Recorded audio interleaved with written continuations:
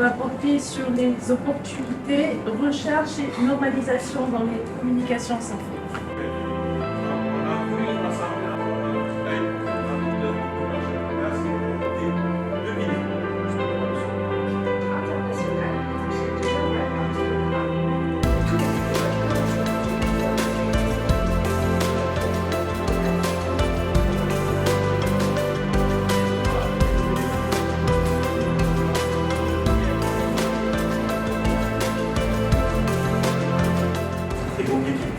Parce que ça, c'est un cas particulier d'usage.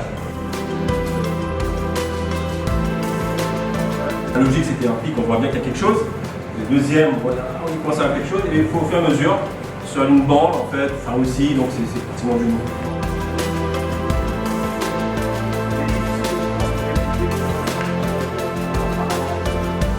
Quatre watts, 3 degrés. Comme ça, après, on fera la discussion sur les deux. C'est une proposition.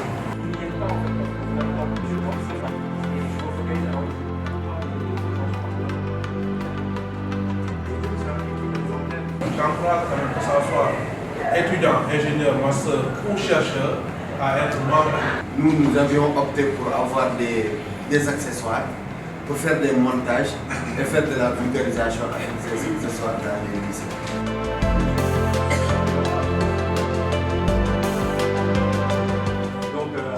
Par rapport à tous les rayonnements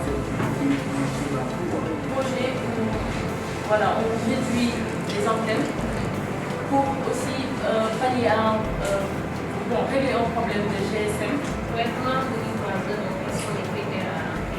spécifique est très intéressante. C'est un domaine qui m'intéresse beaucoup.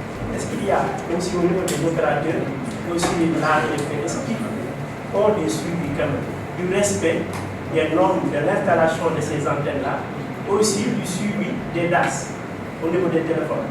Et troisième qui donne les limites. Donc à chaque fois, quand même, il y a des règles et des normes à respecter. Le génie Québec, donc elle dit qu'elle a le prof à donc pour là, c'est dans la conception du tissu 10 grammes. Et dans l'homologation, nous vérifions la conformité de l'équipement par rapport à nos spécifications techniques. Maintenant, ce qui pourrait poser problème, peut-être, c'est les équipements installés sur le bâtiment. Le bruit qu'ils font. Voilà. Est-ce qu'ils font des vibrations? On n'a pas pu établir une relation de cause à effet, les antennes et la santé. Est-ce qu'ils peuvent l'utilisation de stadium? Plus de 50 membres. C'est vrai que pratiquement les 30 membres, c'est les membres qui ont été inscrits en 2025. Et il faut une ancienneté, je pense, d'au moins 6 mois. J'ai constaté que le problème, ce n'est pas le respect de la norme des opérateurs, mais c'est la moindre durée dans la zone.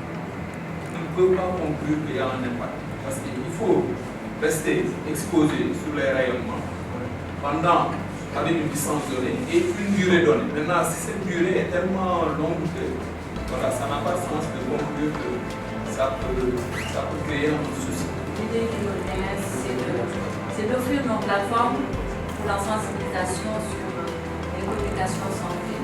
Alors, les opérateurs et la RTP, on vous invite, UNCHK, nous avons des plateformes qui peuvent être utilisées pour des webinaires de sensibilisation de la population. Si les personnes ne veulent pas qu'on mette des antennes sur les toits de leur maison, c'est qu'il y a un problème de sensibilisation.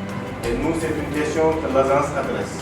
Comment faire pour que les résultats des chercheurs puissent être transmis à la communauté? Inciter encore, trouver les voies et moyens pour faire en sorte que le maximum, que ce soit les collègues, que ce soit les doctorants, les chercheurs de façon globale, puissent avoir des comptes et qu'on puisse profiter des énormes possibilités que nous offrent ces plateformes-là. Et quand j'ai vu la carte, où en tout cas on est encore bon dernier, vous avez utilisé un langage très diplomatique pour ne pas dire qu'on est bon dernier, mais on a compris et c'est là justement qu'il faut nous appuyer sur des personnes ressources comme June, les collègues qui sont un peu sur ces questions pour pousser, puisque on comprend aussi en filigrane une sorte de campagne d'adhésion.